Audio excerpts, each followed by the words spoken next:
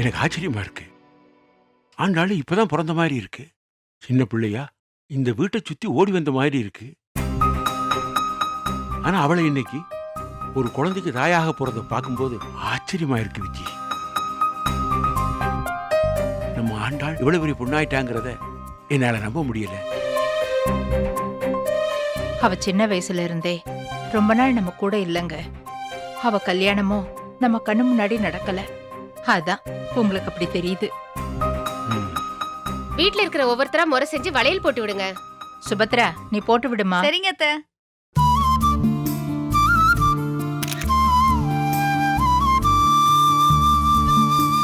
ஆண்டாளு அண்ணி,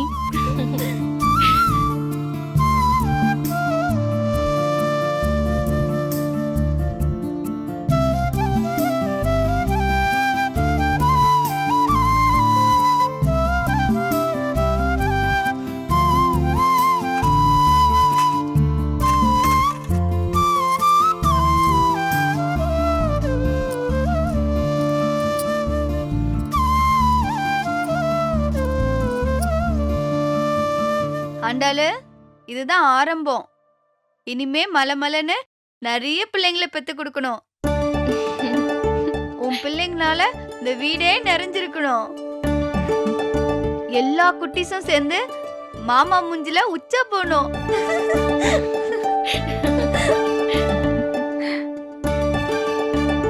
மாமா நெஞ்சிலே நங்கு நங்குன்னு மிதிக்கணும். ஆமாமா, நீயே என்ன மேல அனுப்பிச்சு விட்டு. இல்ல மாமா, பேர பிள்ளைங்க நெஞ்சில மிதிக்கிறது எவ்வளோ பெரிய பாக்கியம். அப்பதானே உங்க ஆன்மா சாந்தி அடையும். அடி பாவி. சுபத்ரா, வாய மூடிடு வா. Okay okay. Andal, all are waiting. நம்ம அப்புறமா பேசலாம். சரிங்க அண்ணி. அத்தை வாங்க.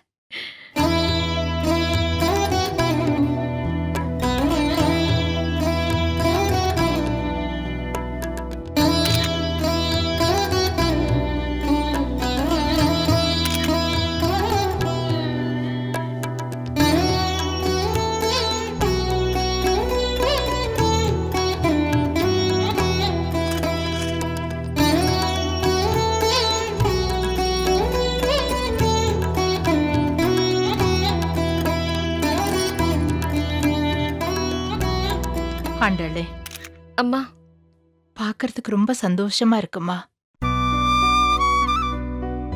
இது வரைக்கும் உனக்கு எந்த நல்ல காரியமும் இந்த வீட்டுல நடந்ததில்ல.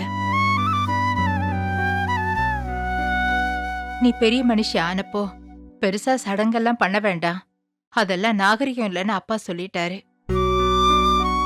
உன் கல்யாணத்தையும் நாங்க நடத்தி வைக்கல. உனக்கு நடக்கிற முதல் நல்ல விஷயம் இந்த வளகாப்பு தான். உன் மனசுக்கு ஏத்த மாதிரியே உனக்கு நல்லபடியா குழந்தை பிறக்கும். நீ நல்லா இருப்ப.